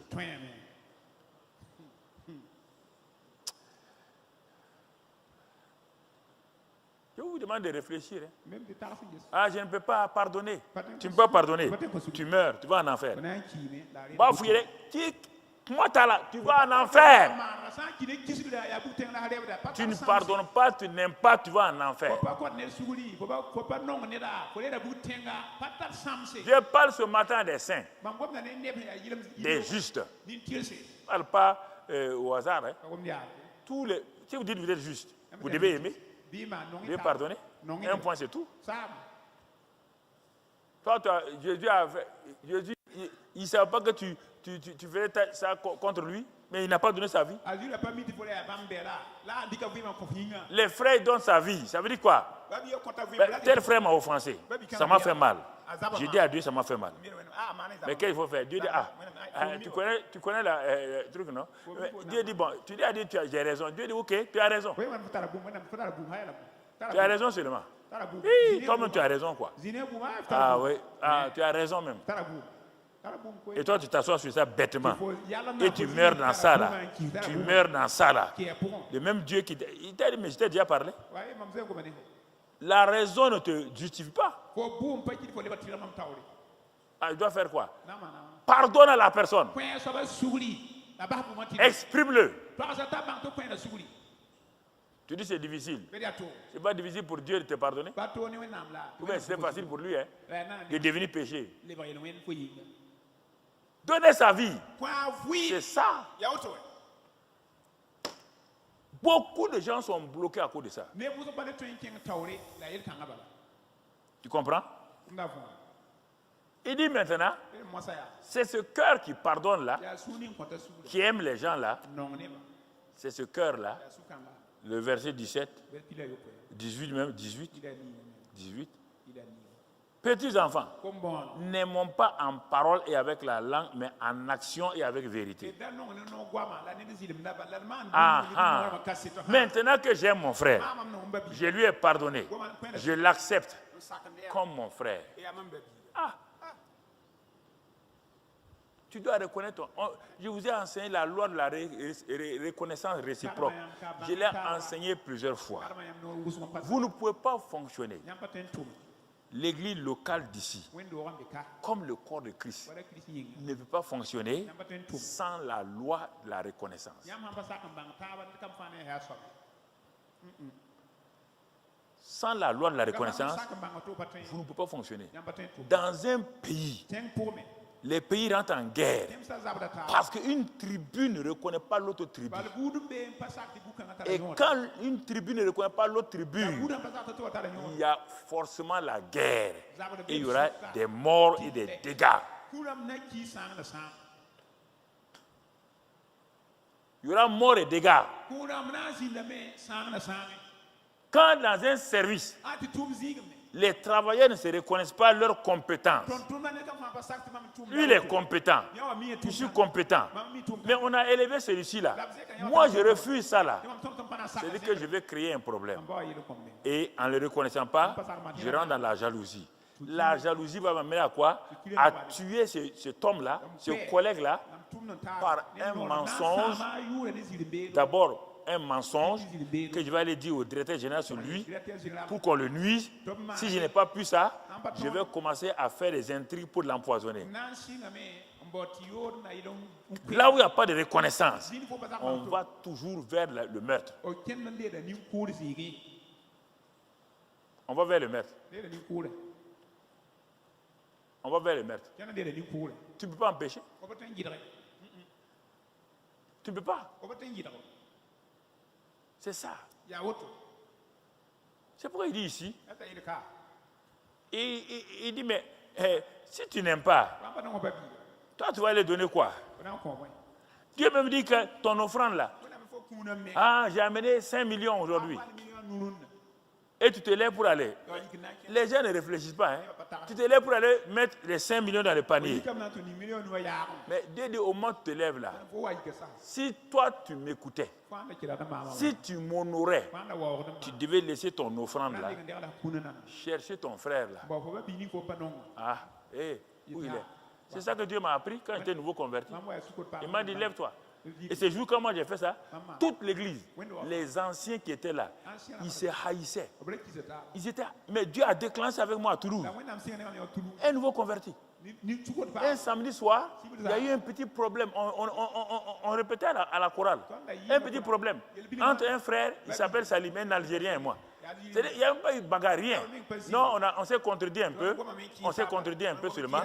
Et puis on est parti. Le dimanche matin, je me suis préparé. Je me suis bien habillé. Et comme Dieu m'a fait grâce, même à nouveau converti, le pasteur m'a dit, mais tu as quelque chose. Ils m'ont mis au premier banc. Et j'étais assis. On a fait la louange. Maintenant, puisque dans l'église, à ce temps, on dit, le temps de ministère. On prenait 30 minutes pour donner la liberté au Saint-Esprit de donner ses dons. Au moment où le pasteur a dit maintenant qu'on fait le ministère, laisser à la liberté au Saint-Esprit, j'ai été convaincu d'un seul coup de péché. Mais je ne l'ai pas frappé. Dans mon cœur seulement. Il y a eu une mauvaise pensée sur lui. Il y a une simple mauvaise pensée dans mon cœur. Écoutez-moi, ces jours-là, Dieu m'a fait grâce, on nous avait donné une bourse, on avait fait des rappels de bourse. Je suis allé acheter 3 pièces, veste, gilet et tout. C'est ces jours-là que je me suis bien habillé. J'étais assis là. Quand j'ai commencé à pleurer, les morts, les larmes descendaient sur mon gilet. Dieu me dit, hier soir, ce que toi vous avez dit là, il dit, mais Seigneur, il n'y a rien. Mais Dieu dit dans ton cœur, il n'y a pas quelque chose. Il n'y a rien. Vous avez dit il n'y a rien, vous êtes des menteurs. Quand vous dites il n'y a rien là, il n'y a rien, ça veut dire quoi? Moi je vois quelque chose. Et comme tout le monde était là, je me suis levé. Je me suis accroupi. Lui, il était de l'autre côté. Comme là où se trouve l'ambassadrice. Je me suis levé, courbé comme ça, aller le trouver. Je me suis agenouillé. J'ai dit Salem, Salem. Pardonne-moi. Il dit, mais il y a quoi? Il dit, non, il ne faut pas chercher. Il y a quoi? Hier, ce qu'on a dit, il dit, mais on n'a rien dit. Il dit, hey, mon ami, Dieu m'a dit qu'il y a quelque chose dans mon cœur. Je suis allé voir Salem. Quand je me suis repenti, il a commencé à pleurer. Quand moi, je reviens à ma place, le pasteur était arrêté derrière la chaise. Il était étonné. Il regarde les anciens qui s'occupaient de la Sainte-Seine se sont levés. Les anciens qui s'occupent des finances se sont levés. Les diacres se sont levés, cherchant des gens. Le pasteur était arrêté. Son église était bouleversée par le Saint-Esprit. Il regardait. Le pasteur ne pouvait rien dire. Il regarde. Des gens partaient se réconcilier. Les gens pleuraient. Des femmes partaient, quittaient ici, allaient de l'autre côté de l'église, pleuraient. On est resté là. Le pasteur n'a pas prêché ce jour-là. Le Saint-Esprit a fait son travail. Quand il a fini, il a nettoyé l'église.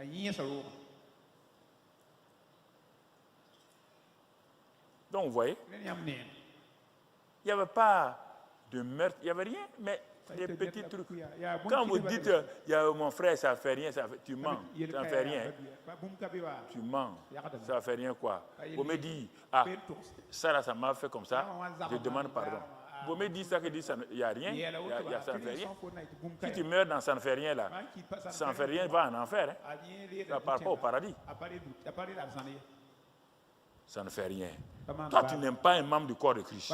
Et tu dis ça ne fait rien. C'est comme tu viens me dire que tu aimes mon pied, tu n'aimes pas mon bras. Tu ne m'aimes pas.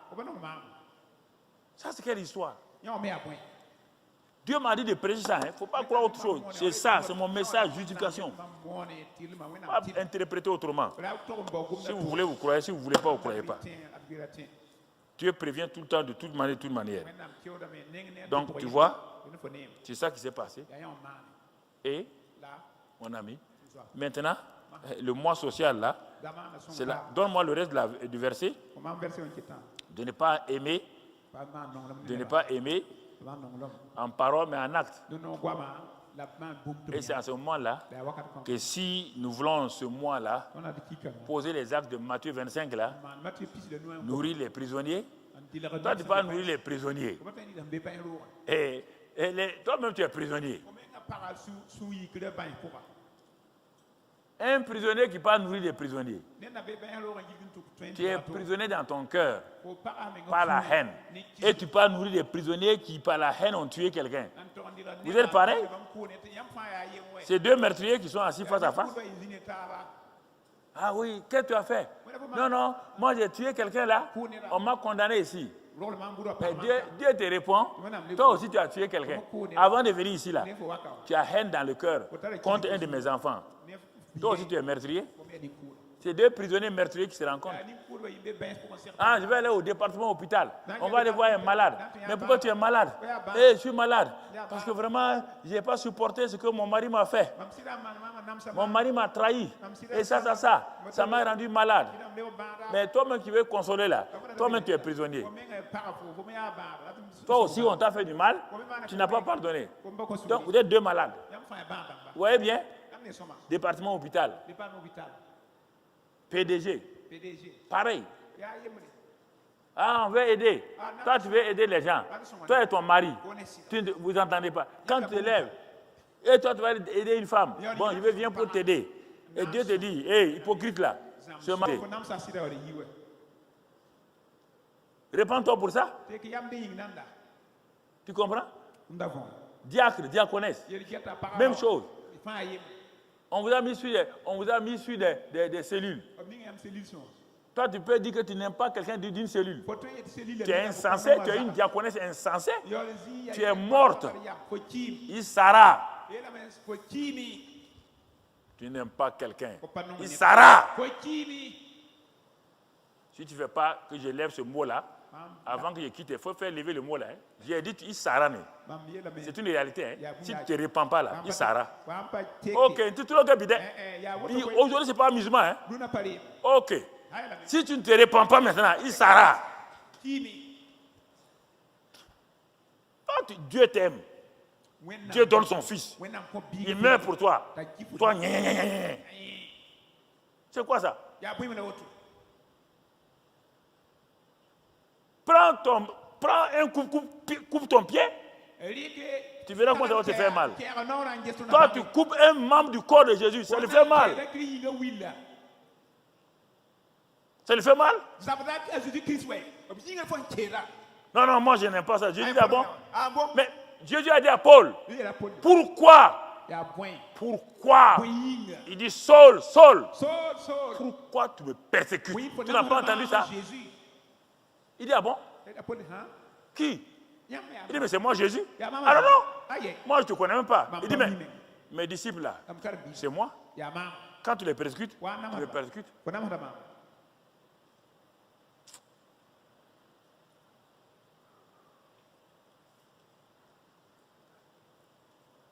Alors, qu'allez-vous faire ce matin? L'amour social. Formidable. L'offrande de la restauration. Formidable. J'ai eu le compte rendu, vous avez donné qu'à 8 millions. Formidable. Ce n'est rien par rapport à ce qu'il dit ce matin. L'amour social. Vous avez donné des millions. Formidable. Mais si ce matin-là, tu es mort, ça te sert à quoi? Ce que tu as donné là, ça te sert à quoi? Cherchez le nom. Cherchez le nom. Ça te sert à quoi? Tu n'aimes pas les gens. Tu critiques les gens. Tu rejettes les gens.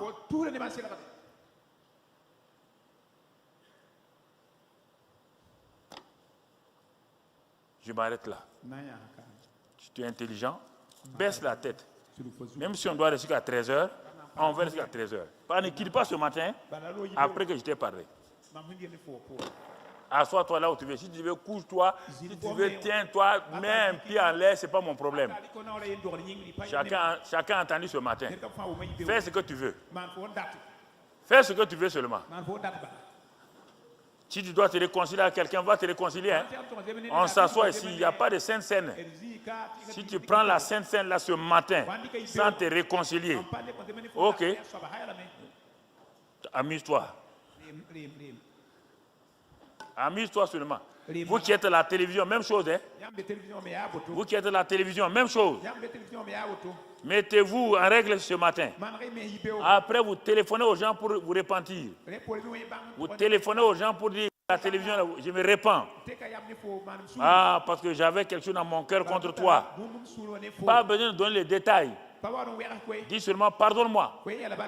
Pardonne-moi. Mon cœur ne t'acceptait pas. Mon cœur ne te voulait pas. Pardonne-moi, pardonne-moi. C'est fini, pas besoin de détails. Pas besoin de détails. Si c'est ton mari qui est à côté de toi, pardonnez à ton mari. Si c'est ta femme, pardonne. Sinon, mon frère, avant de prendre la Sainte Seine, c'est ça qu'il faut faire. Ne prends pas la Sainte Seine de façon indigne. Il faut dire à Seigneur, aide-nous. Seigneur, aide-nous ce matin. Nous avons besoin d'être aidés par toi. Nous voulons aller de l'avant, progresser. Nous voulons aller enlever de nos cœurs la haine et la jalousie. Nous voulons enlever de nos cœurs toutes ces choses-là qui ne te glorifient pas. Seigneur, voici mon cœur devant toi. Oh Dieu, Dieu de grâce, fais-moi grâce ce matin. Fais-moi grâce, car je n'ai pas retenu quelqu'un dans mon cœur. Non, Seigneur, je refuse. Je n'ai pas retenu quelqu'un dans mon cœur. Je refuse. Je libère tout le monde. Tout le monde est libéré de mon cœur. Merci, Seigneur, ce matin. Libérez les gens. Libérez-les et acceptez-les. Libérez et acceptez. Seigneur, j'accepte tout le monde. J'accepte ceux qui me rejettent. J'accepte ceux qui me critiquent. J'accepte tout. Seigneur, je refuse de maudire un de tes membres. Je refuse de haïr un de tes membres. Je refuse cela. Seigneur, me voici ce matin devant toi. Seigneur, je plaide coupable. Je reconnais. Je pardonne, même si ça me fait mal. Je pardonne. Car toi, tu pardonnes aussi. Ça te faisait mal, tu pardonnes. Merci ce matin-là. Sois béni et sois loué. Sois béni et sois loué. Sois béni et sois loué. Sois béni et sois loué. Sois béni et sois loué. Sois béni et sois loué. Merci Seigneur. Sois béni ce matin. Tu nous parles. Tu nous parles encore. Tu nous parles. Ne te lève pas pour prendre la Sainte Seine avant d'avoir résolu. Avant d'avoir résolu ces choses-là, aujourd'hui c'est le temps du courage. Aujourd'hui c'est le temps du courage. Agis avec courage, sans peur, sans hypocrisie, et le Seigneur va t'aider. L'amour de Dieu est en toi et pratique cet amour-là ce matin. Pratique cet amour-là ce matin. Pratique cet amour-là ce matin. Sinon, si à la fin du culte tu dois t'arrêter, arrête-toi. Va voir tous ceux qui sont là. Ne quitte pas la cour ce matin sans que tu te sois réconcilié. Tu es béni des gens et tu vas librement. Ne quitte pas la cour ce matin. Ceux qui sont là, toi aussi dans ta maison, ne ferme pas ton ordinateur ni ton smartphone. Ne ferme pas ça maintenant. Crois et applique ce que Dieu dit. Dieu nous veut une victoire totale. Dieu veut la vie abondante. Dieu veut la grâce de Dieu en nous maintenant.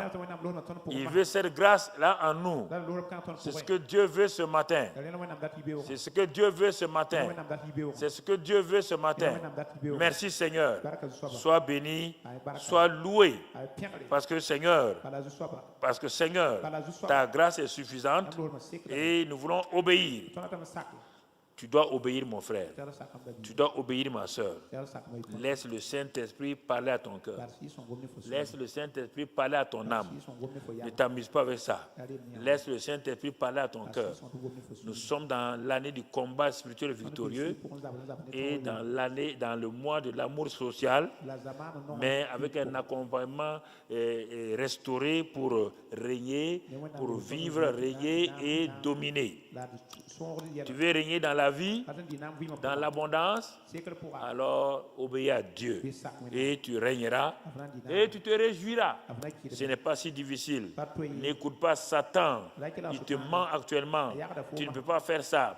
Qu'est-ce que les gens vont dire? Qu'est-ce que les gens vont faire? Et n'écoute pas ça, mon frère. N'écoute pas ça, ma soeur. Ce que les gens vont dire là, il n'y a rien. Ce matin-là, Seigneur, fais grâce. Nous sommes là, fais-nous grâce. Parce que nous voulons être honnêtes avec toi. Nous voulons être honnêtes avec toi. Nous voulons être honnêtes avec toi. Et nous voulons simplement être honnêtes. Nous rentrons dans cet esprit d'honnêteté, de transparence en nous-mêmes. Pas devant quelqu'un d'autre, mais devant toi. Merci, Père, parce que ce matin, tu verras que les gens avec qui tu ne t'entendais pas, tu vas aller les voir. Ou tu vas leur téléphoner pour dire de te pardonner, pour les pardonner. Et tu verras que la joie de Dieu va revenir en toi et tu seras rempli de paix et de joie.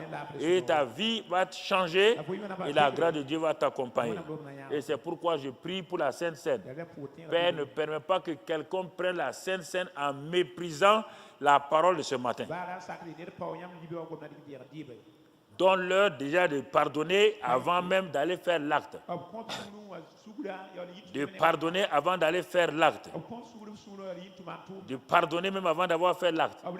Ne permets pas que la Sainte Seine rentre dans leur bouche sans avoir pris la décision là où ils sont à genoux maintenant, de pardonner, de se réconcilier, d'accepter les membres du corps, du Christ dans leur cœur et de les bénir. Merci Seigneur ce matin pour ta grâce et ton amour. Merci pour ta fidélité parce qu'ils vont prendre la Sainte Seine dans la paix, dans la joie et leur cœur sera restauré, leur cœur sera guéri, qu'aucun homme, qu'aucune femme, qu'aucun mari, qu'aucune épouse ne puisse sortir d'ici dans la violence et dans la désobéissance. Seigneur, qu'aucun enfant, qu'aucun parent ne sorte de ce lieu-là gardant la haine contre son enfant ou contre son père ou contre sa mère ou contre sa tante. Que chacun dépose tous ses fardeaux maintenant et prenne la Sainte Seine, la scène de délivrance, de purification, de paix et de joie. Merci Père, parce que tu l'as fait, tu nous as exaucés, nous sommes reconnaissants que toute la gloire, la louange soit à toi seul, parce que tu nous as entendus, tu as entendu nos cris. Merci ce matin, au nom de Jésus. Amen. Amen. Amen. Amen. Amen.